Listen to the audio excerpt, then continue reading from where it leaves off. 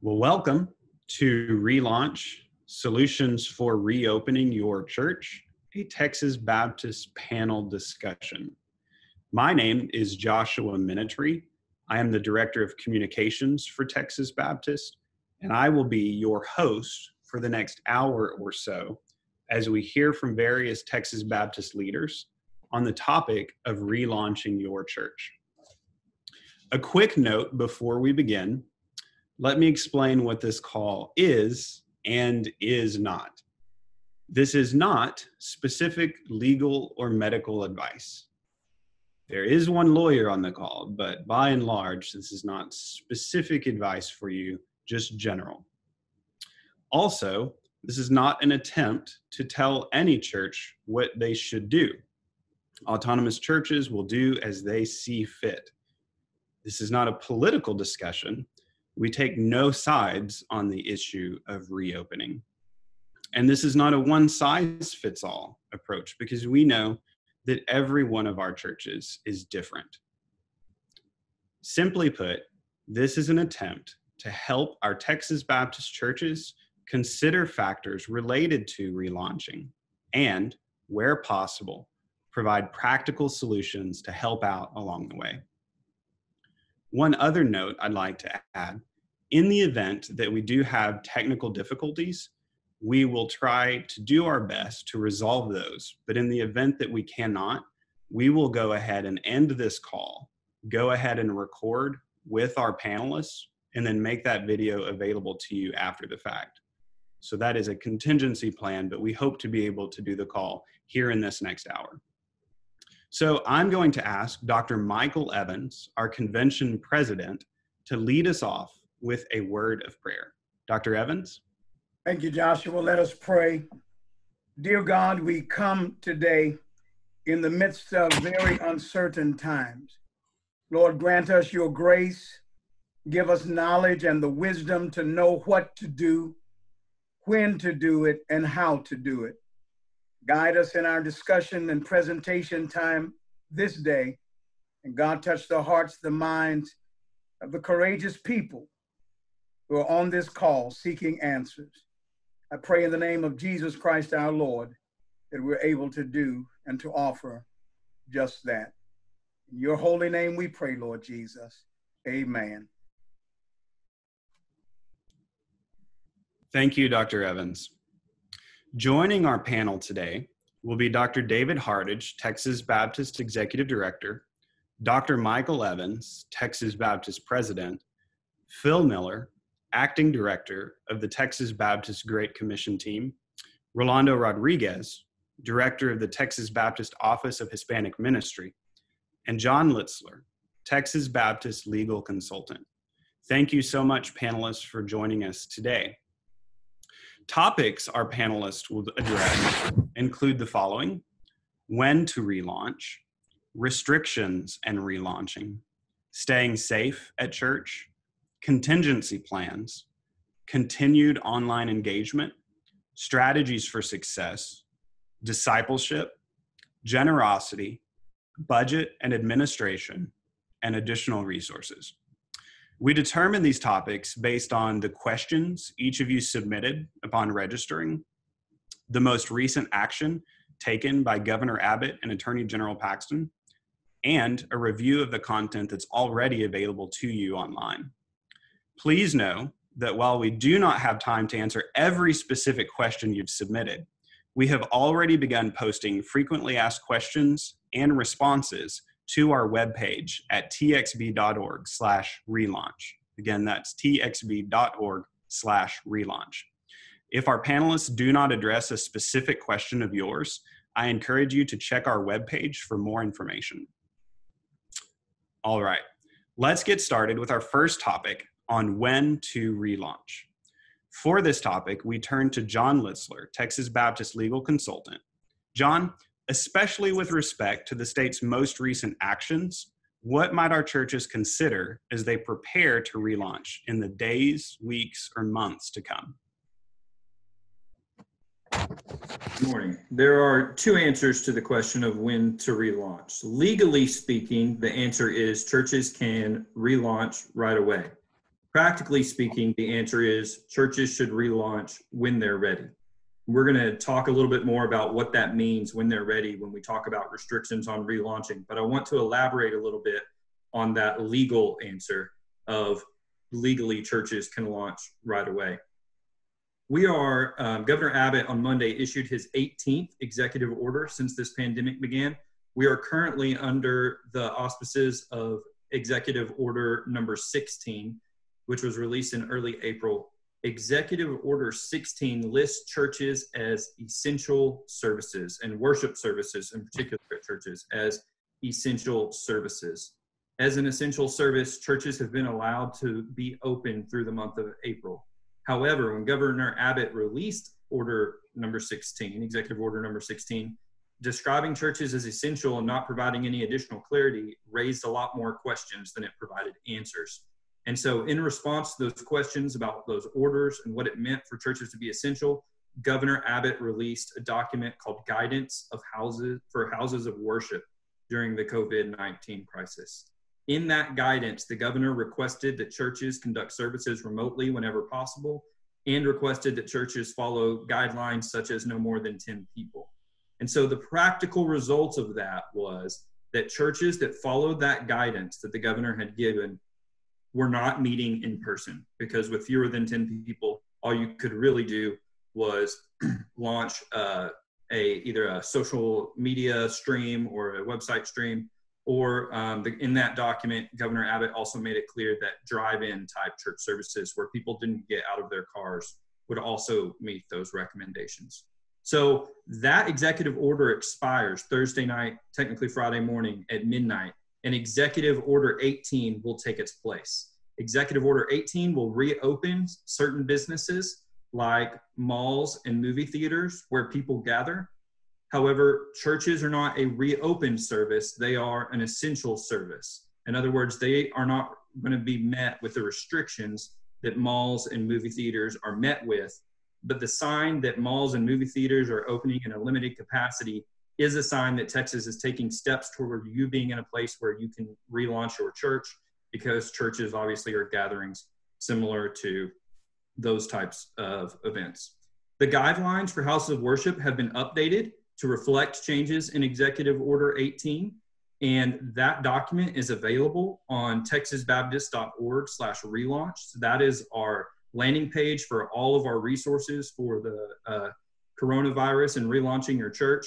And so you can find that document here. It's about 5 pages long, and it is specifically for churches and houses of worship and provides great guidance. And it's been updated so that churches can receive some step-by-step instructions for what a relaunch will look like. All right. Thank you so much, John, for that. In addition to that document that you just shared, there is even more information. This is a checklist that was released that is based on the minimum requirements that are from the document you just mentioned. We have both of those right now online at txb.org/relaunch. So let's move on to the next topic of restrictions and relaunching. John, tell us about what churches might look like in light of current restrictions and gatherings and social distancing and other things that are still changing a little bit. What might church services look like here in the near future? So it's important to note that any restrictions on worship services are requested and not mandatory. In response to the governor's first issuance of that guidance statement, there was a lawsuit filed saying that it violated First Amendment freedoms. And so Governor Abbott went back and clarified that all of these suggestions are merely that. They are suggestions for houses of worship, and that because of First Amendment freedoms, they cannot compel churches to follow the document. That said, they are very helpful suggestions and wise suggestions that every church should consider and take seriously. The occupancy maximum requirements of maximum occupancy that are included in Executive Order 18 apply to reopening services like malls and movie theaters. As we already discussed, worship services are not reopening services. They are essential services. So the restrictions on 25% or in some counties 50% maximum occupancy are not placed on houses of worship. Now, in that document that you just mentioned, Joshua, when you look at these minimum standard health protocols, the governor does suggest and recommend, in consultation with medical experts, that churches do take some social distancing steps. Those steps include alternating rows between attendees, which means that every other row of chairs or pews remain empty. So that will immediately cut your occupancy, if you follow that guideline, to 50%, because half of your rows of chairs or pews will remain empty. In the chairs where people do sit, they request that you leave 2 empty chairs or 6 feet of space. If you don't have chairs, if you have pews, 2 empty chairs or 6 feet of space on the side of either side of the family unit or of a household. So let people sit together as families, and when that family household ends, leave 6 feet of space or 2 chairs before the next one. So you can see that if you follow these recommendations and these minimum standard health protocols, it's going to be very difficult to reach 25% occupancy. So while there's not a legal requirement that churches limit occupancy, if they follow these standards, occupancy is going to be drastically limited. There are some other standards that are also mentioned in there. Some of them are also going to require churches to take some time. So what do I mean when I say practically, when can you relaunch? And I say when you're ready, because there are other steps they recommend, like training your employees and volunteers on health safety standards, posting signage to remind worshipers and congregants of those health safety standards, making hand sanitizer and disinfectant available to everyone as they enter the building or as they get in the lobby to enter into the service. Hand sanitizer and disinfectant are difficult to come by right now. They may be difficult for churches to procure. So legally, you're not required to provide hand sanitizer. If you run out, it doesn't mean that you have to cancel the service. But practically, this is a request from our state officials that we provide these things. And so if your church doesn't have things like that ready and available, then you may not be ready to relaunch this Sunday. I also want to note that this Executive Order 18 is set to expire on May 15th. So it's really only a 2-week window from May 1 to May 15th. Hopefully, the governor is optimistic that a new executive order will take its place that will enter us into phase 2 and loosen restrictions even more, but we don't know. And so it's a moving target. Orders are being updated every couple of weeks. And so your church needs to stay in the loop, stay updated, continue to check these revised documents, because you may set up one way of doing church by meeting these minimum restrictions. In 2 weeks from now, there could be some new or amended suggestions or restrictions in place for churches when those documents get updated here in a couple weeks in May. So some churches are choosing to wait 2 weeks before relaunching services, kind of a wait and see approach, as the governor and the state government are doing over these next 2 weeks. And some churches, I've heard of a couple, not many, but a couple that are launching this very Sunday. All right. Thank you so much, John, for that information. John has done a terrific job of providing analysis for us on various guidance that's been released. And so you'll see on our webpage that we have articles and analysis from him on those topics. So John, thank you so much. Let's move on to our next topic, staying safe at church. Dr. Evans, what are some factors churches need to consider with respect to staying safe at church? All right, thank you, Joshua, and I appreciate Brother John. He mentioned, we know of quite a few of them, but I will also highlight some things as well, coming from the guidance of houses of worship during the COVID-19 crisis, very document that you lifted up before us. One of those things, well, there are several. The first thing I think that is, excuse me, very important is that in regard to the health protocols that we are given, the governor's office is strongly encouraging. I'm talking about keeping our churches safe, strongly encouraging that the at-risk populations that they continue to watch or participate in the service remotely. And when we're talking about those individuals that are quote unquote at risk, we're talking about people who have pre-existing health conditions, kidney maladies, diabetes, high blood pressure, lung maladies, persons who are over the age of 65. We also need to be mindful of the fact that quite a few people are asymptomatic. I understand about half are.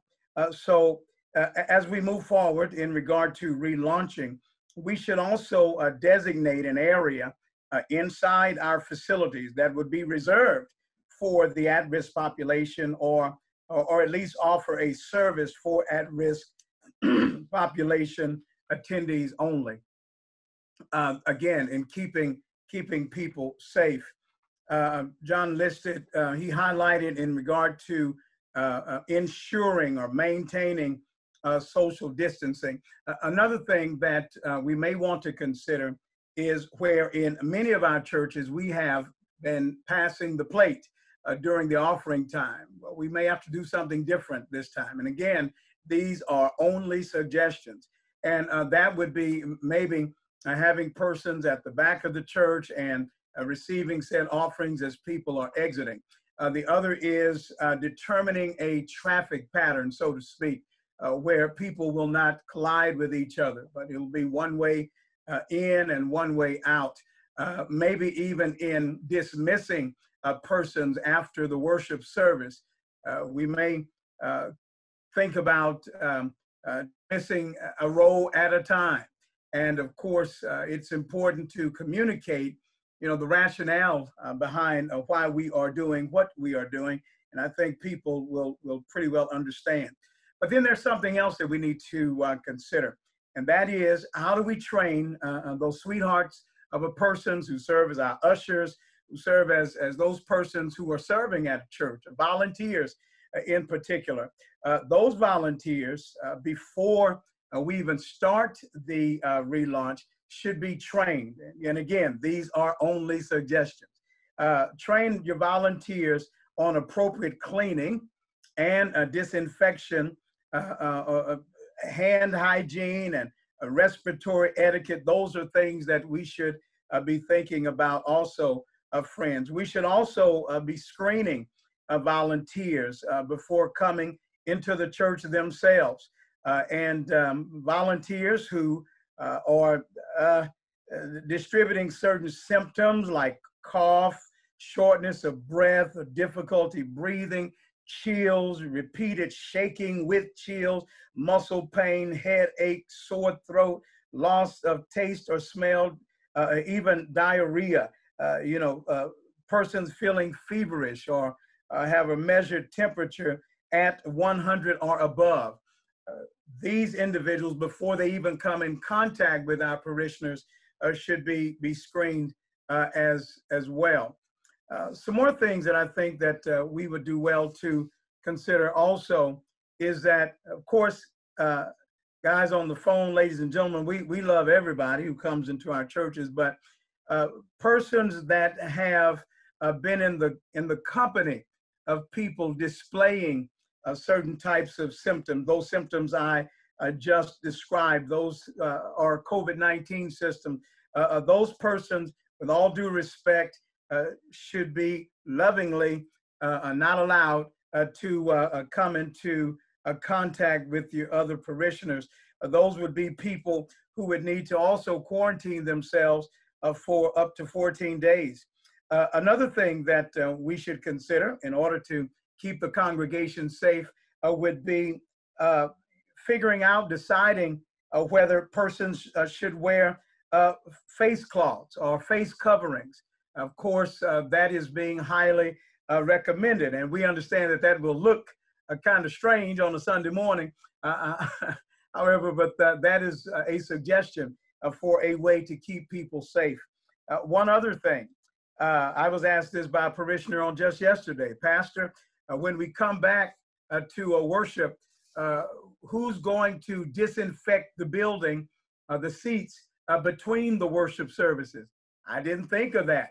That is something that we need to consider. So for those persons who are thinking about conducting multiple services, So when one group leaves, it looks as if we might need to have a crew coming in and doing disinfecting work, something similar to what airline attendants are having to do now on airplanes. Again, these are just some things that we need to consider.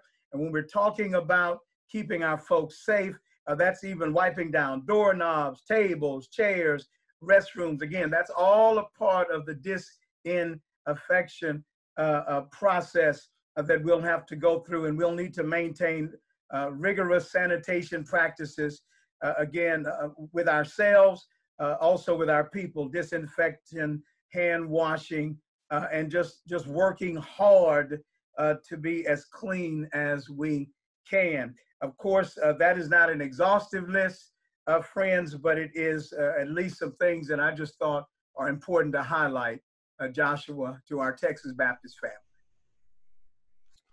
Thank you so much, Dr. Evans, for those words.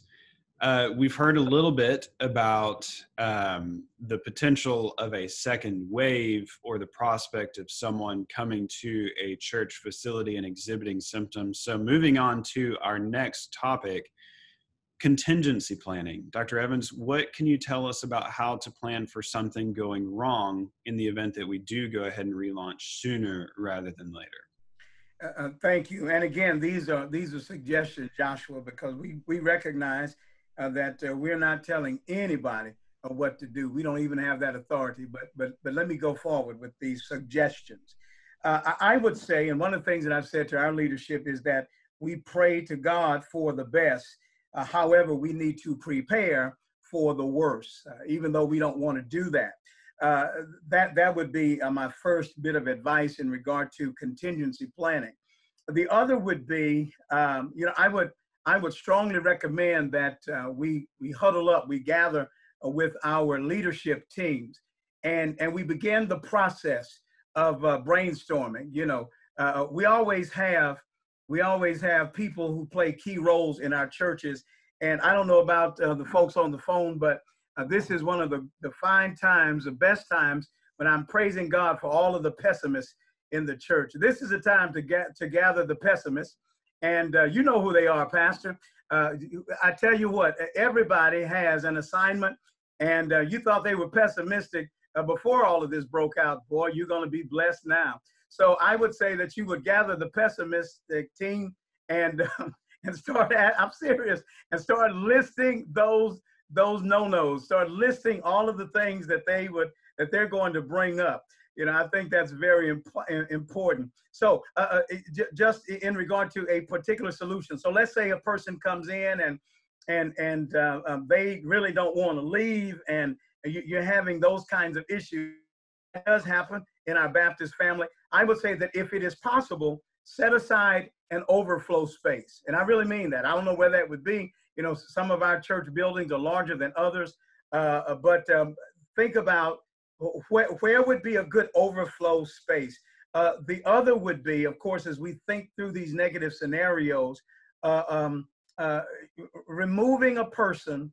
Now this sounds really harsh, but think about, what am I going to do to remove a person who sneezes more than 4 or 5 times? This is actually what corporate bodies are hearing. These are the regulations coming down from the CDC regarding that. Let's think about children.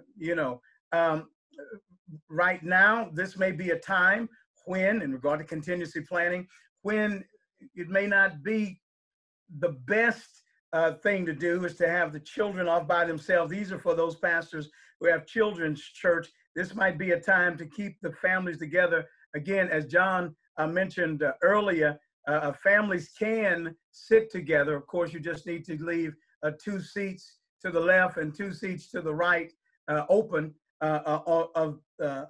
for them.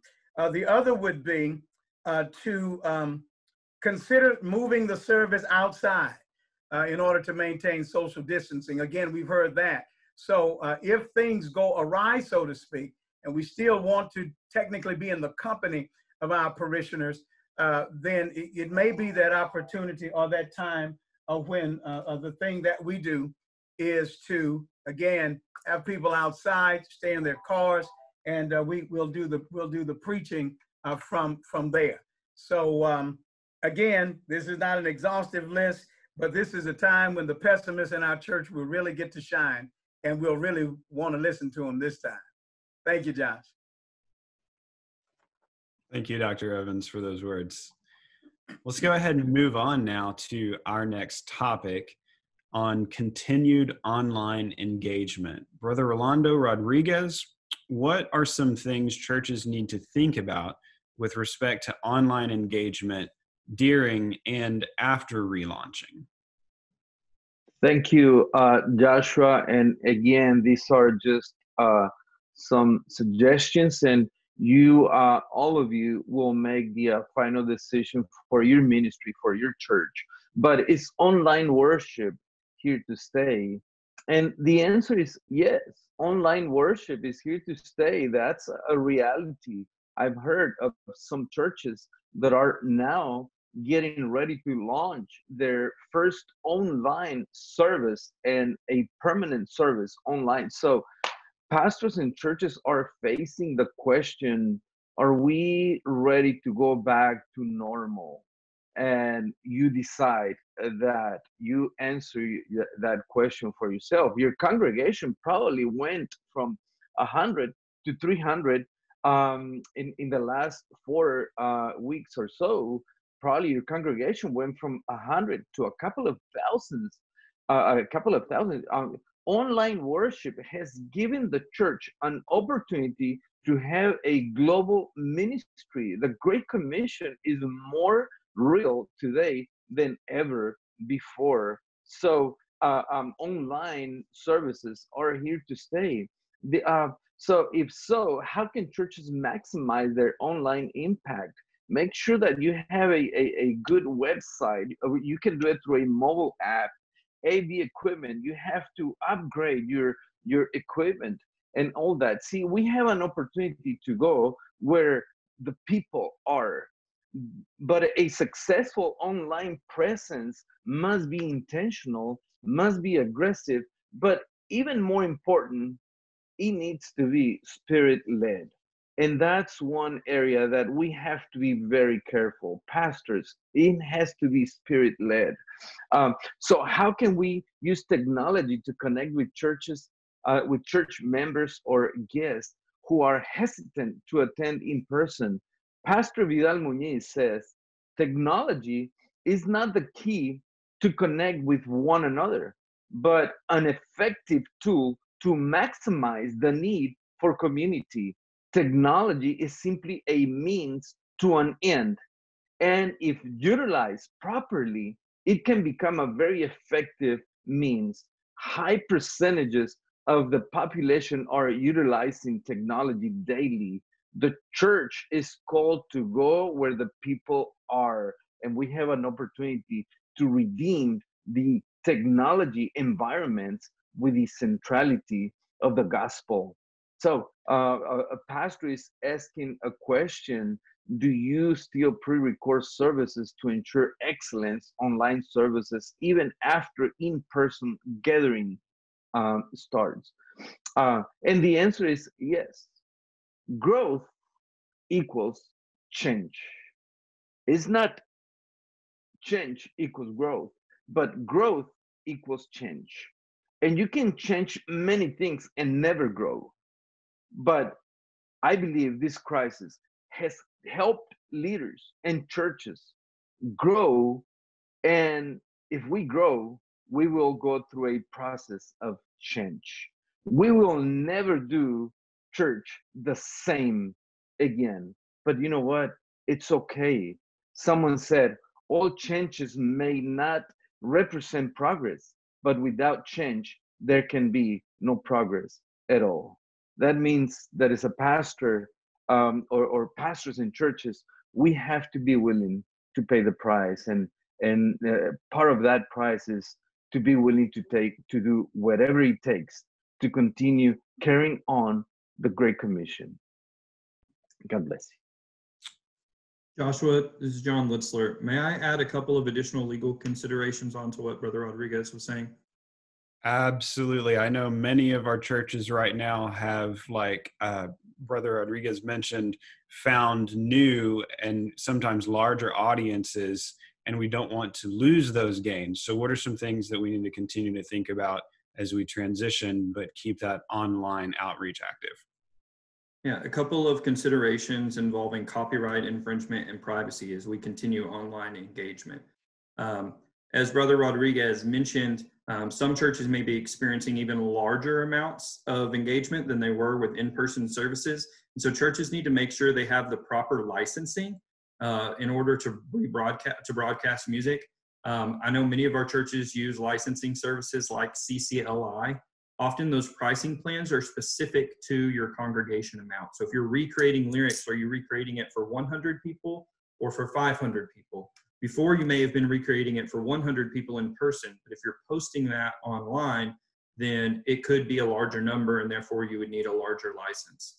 Additionally, there's a difference between a license to recreate the lyrics in your worship service and a broadcasting license, which allows you to broadcast that service on your website or social media. And there's yet an even different plan that allows you to leave that broadcasted service up. That's why some churches are removing their live streams or broadcasts as soon as their service is complete, because they don't have that largest broadcasting plan. We're seeing an increase in the policing of copyright infringement from Facebook and YouTube. Sometimes the most harmless actions they'll take is they'll mute your video or remove your video. That's much preferable to the alternative, which is I've worked with some churches that have received cease and desist letters and even demand letters. A lot of times these large copyright infringement firms, particularly one in California, they have programs that search the internet for infringing material. And once it detects it, they send you a letter on behalf of their clients. If you are Google searching images that are copywritten images and including them in sermon notes or worship guides or Bible study materials, and you have infringing images on your website, now is the time to take them down before one of those programs discovers them and you end up with a legal issue for your church. And then just one quick note on privacy. There is a difference between broadcasting or live streaming an empty worship service where you only have your staff and team up on stage and a room full of people.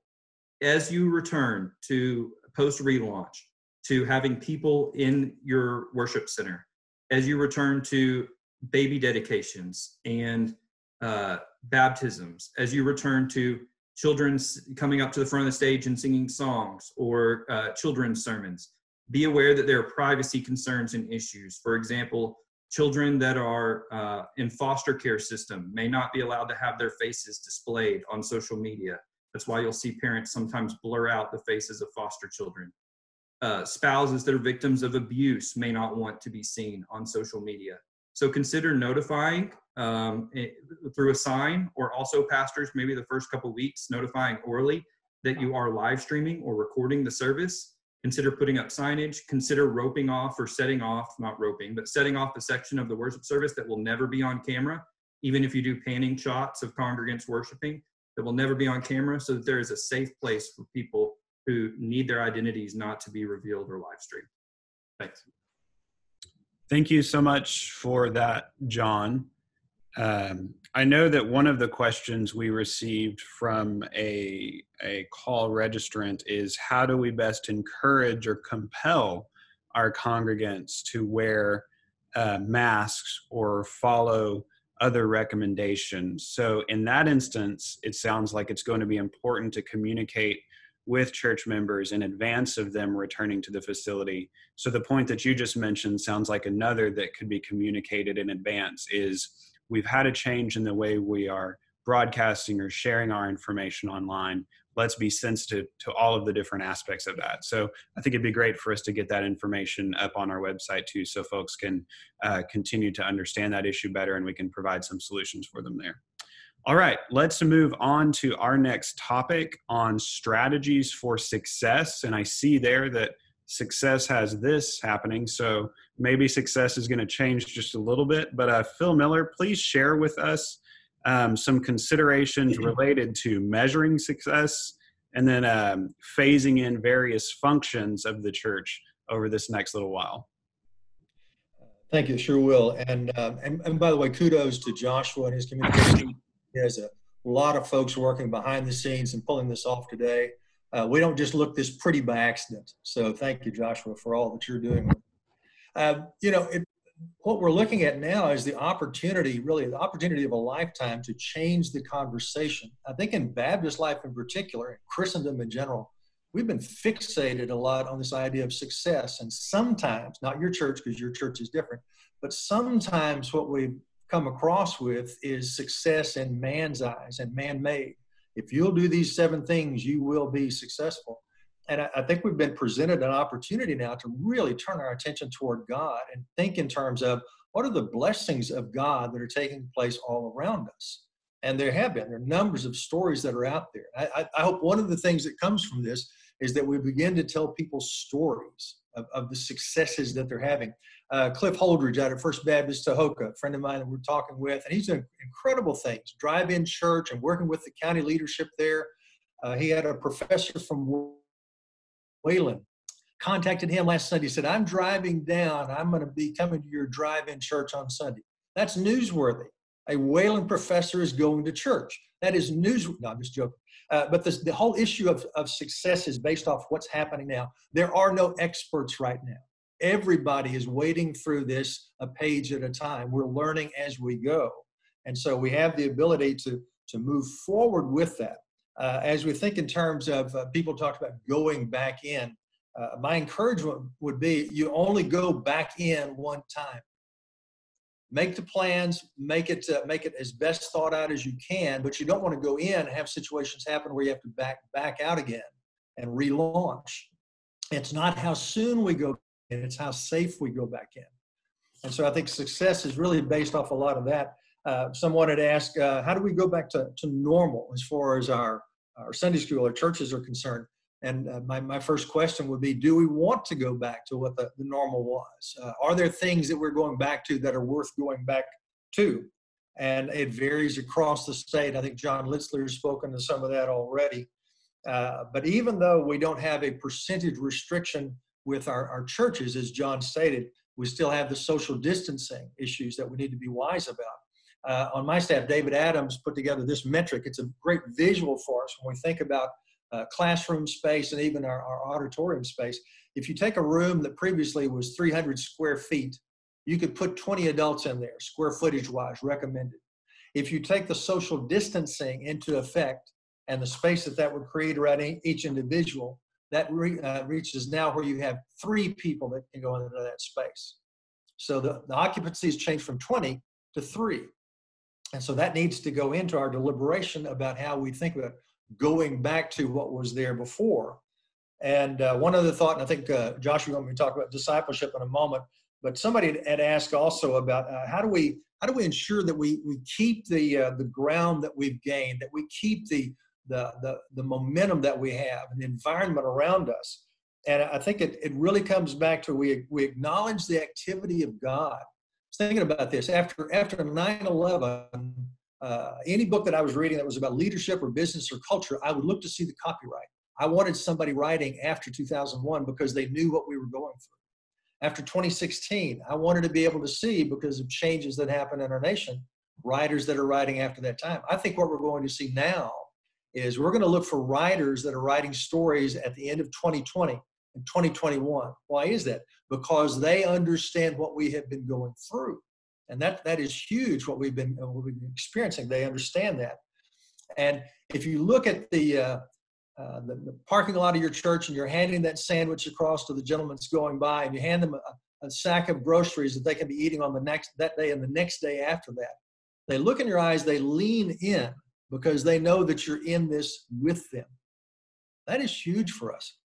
And I think we have to continue that, to know that we're in this together, and let's build on the successes that are around us. Let's praise God and let's give him the blessings that are coming from that. And I think that's a great way for us to move forward.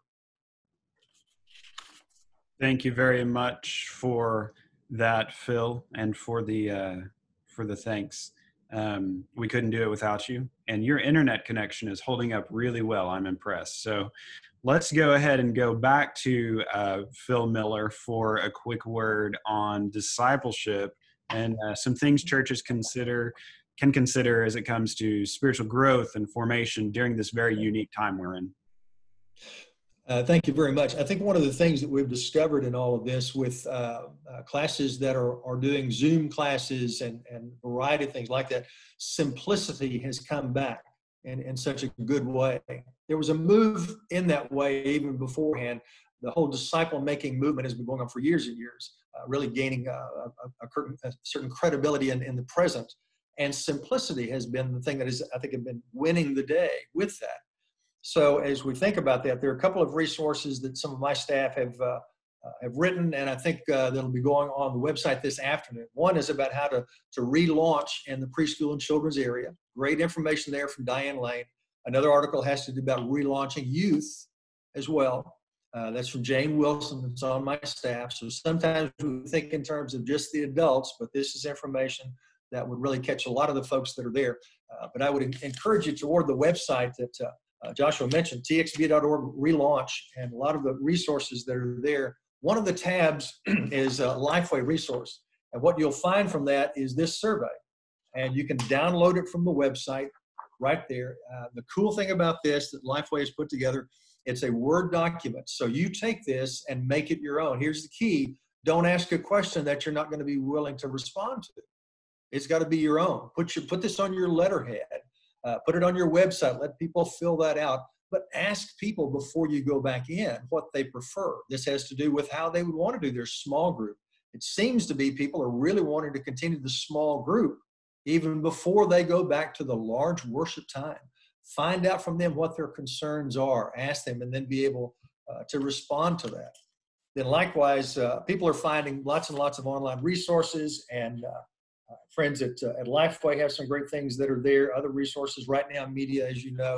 Baptist Way Press, our publisher with Texas Baptist, is offering right now free resource, Faith is Greater Than Fear. You can download that free of charge. Use that as much as you would like. What a timely resource that speaks right into what's going on right now. And so I would encourage you with that as well. Thank you very much, Phil Miller, for that update. The youth article that you just mentioned is already online at txb.org/relaunch, and our web folks, thank you so much to them for working. They are getting the children's article up right now. So absolutely appreciate you and your team and what you all have contributed to help our churches during this unique time. Let's go ahead and move along to our next topic here, and that is generosity.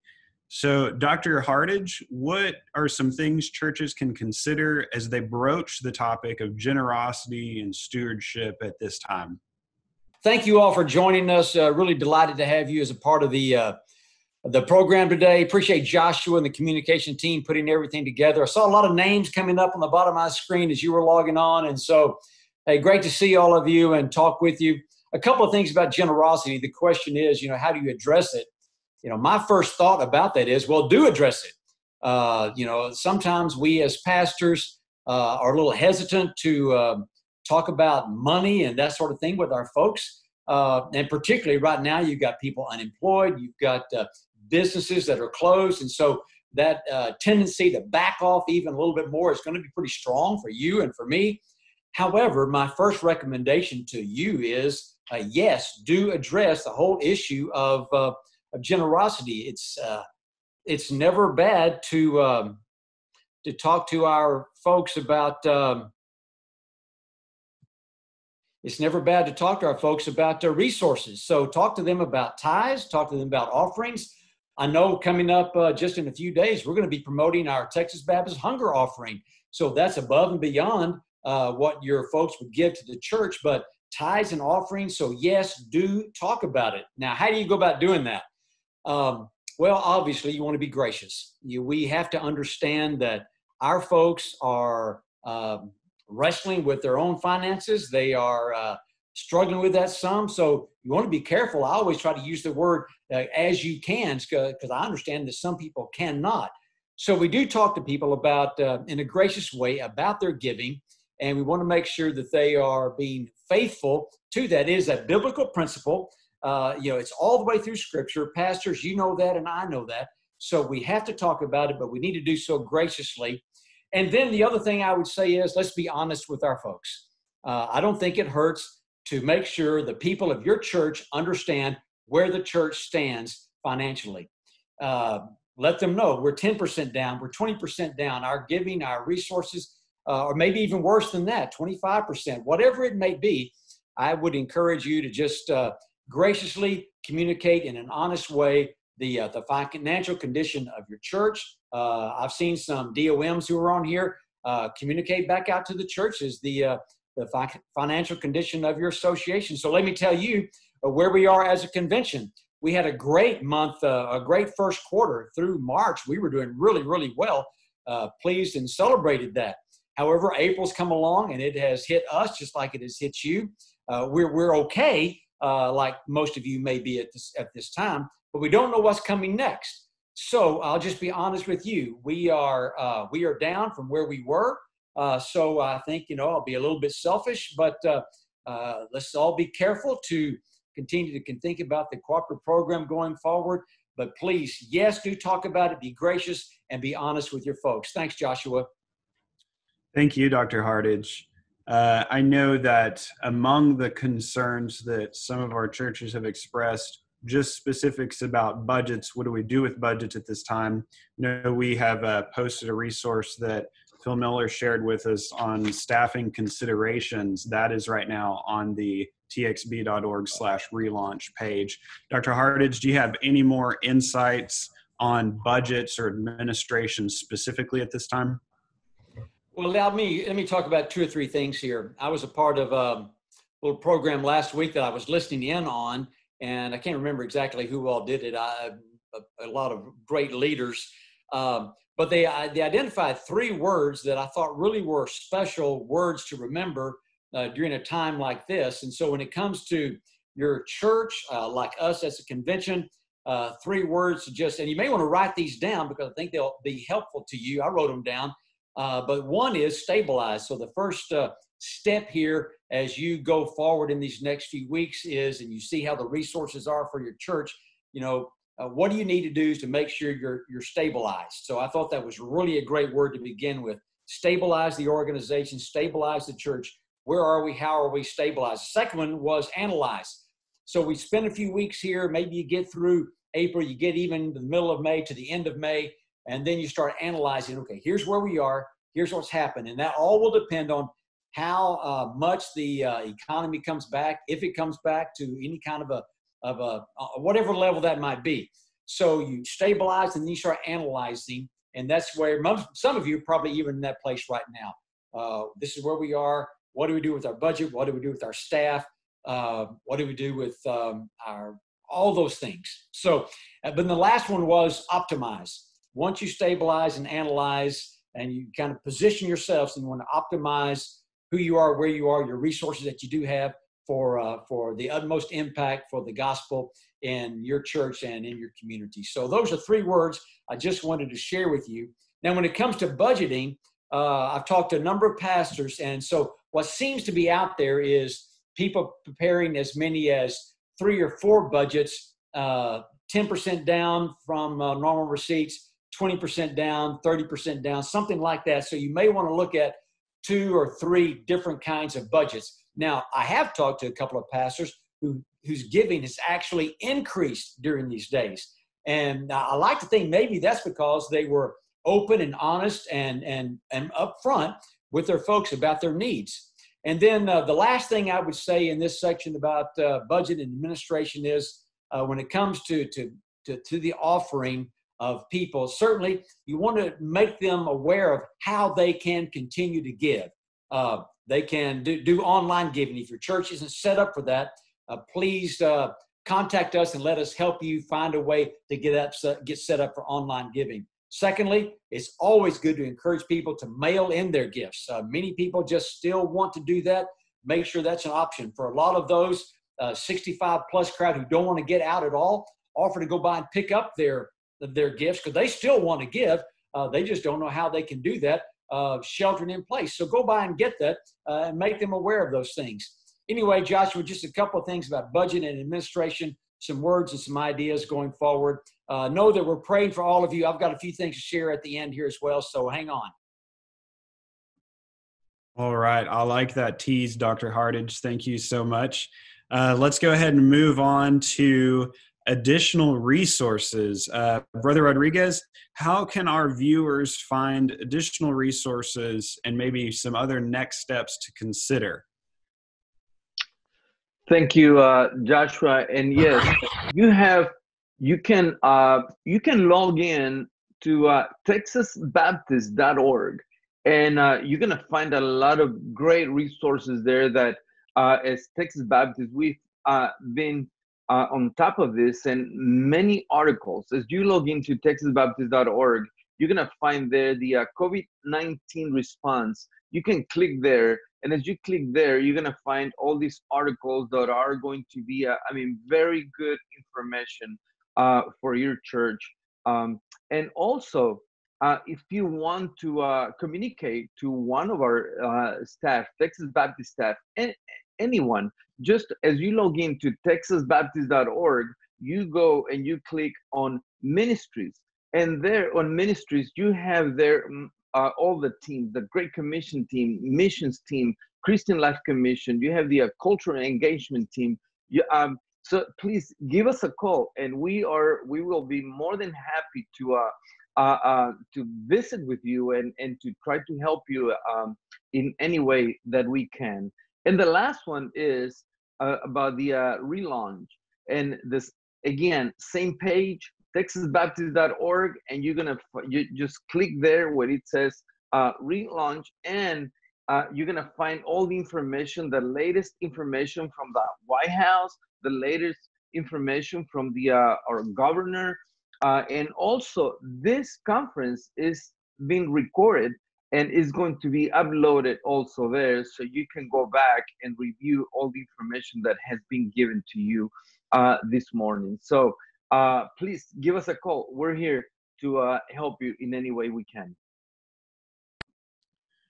Thank you, Brother Rodriguez, for that. And just a word to our Spanish-speaking congregations, we do everything in our power to get these resources translated in Spanish and posted as quickly as we can. So here in the next day or two, we hope to continue to build out more of that relaunch page in Spanish. Our COVID-19 resources are already listed there in Spanish and English as well. So we'll continue to roll out that content as we produce it. So thank you very much for that word. Now I want to turn it over again to Drs. Hardage and Evans for some closing comments and then a word of encouragement, and then we will close out this time. So Dr. Hardage.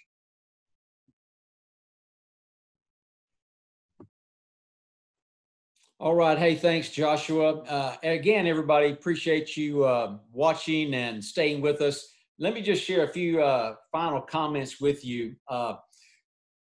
First of all, we are in no way telling you, even encouraging you to go back and try to start having church again. We're just trying to provide some information. If and when you do that is up to you and your church and just what you feel is best. And so I would remind you of what Phil Miller said earlier, and that is you may want to survey your people to make sure you are in line with what they are thinking, so that you as a church leader and your people are all kind of on the same page. So a survey, and there's some of those out there, and you can find those, but you may want to do that. If you do go back to church, it may be that if you got to have multiple services, you may want to shorten your service to 30 or 40 minutes, so you've got plenty of time to get people out, do some cleaning, and then get people back in. If you do decide to have church and you have a couple of services, they may need to be shorter than they were before. And then, of course, before you ever go back at all, it's probably good to go in there and just deep clean the whole church best that you can. Also, if you do go back, you may want to practice that for a couple of weeks before you have church. Just go in and have a practice service with your ushers, with whoever. Just go through it all to make sure you've got as many of the unintended consequences thought through and worked on as you can. And you may want to come back by ages, 55 plus over here, 65 plus over there. Use the different rooms of your church for different groups. So that's another thought. I did have one other idea that I came across, and that was as you do your online for another week or two or month or two, you may want to experiment with having just a studio audience, 20, 25 people there. So you're actually preaching to some real people, but also just kind of gets you a feel for how is this going to work when we bring more people back in. So the idea of just a studio audience might be something you want to consider. But also, finally, just know that we love you and care for you. We're here to help you. There's so much information, as Brother Rolando said, on our website. But don't hesitate to call us, contact us in any way. I want to be, and we want to be here to help you. God bless you. Thank you so much. All right, Brother Joshua. David, again, thank you for your leadership. Joshua, thank you and your staff for the very fine work that they have done. And thank you for inviting me to be a part of this panel. I just, it's not a whole lot that I can add to this because, of course, the half has not been told. But just from the book of Deuteronomy, chapter 31, verse number 6. And, I like the ESV, but in hard times, I like KJV. I'm sorry, I'm a little old school, where Moses says, be strong and of a good courage. Fear not, nor be afraid of them, for the Lord thy God, he it is that doth go with thee. He will not fail thee, nor forsake thee. I'm going to exit on that.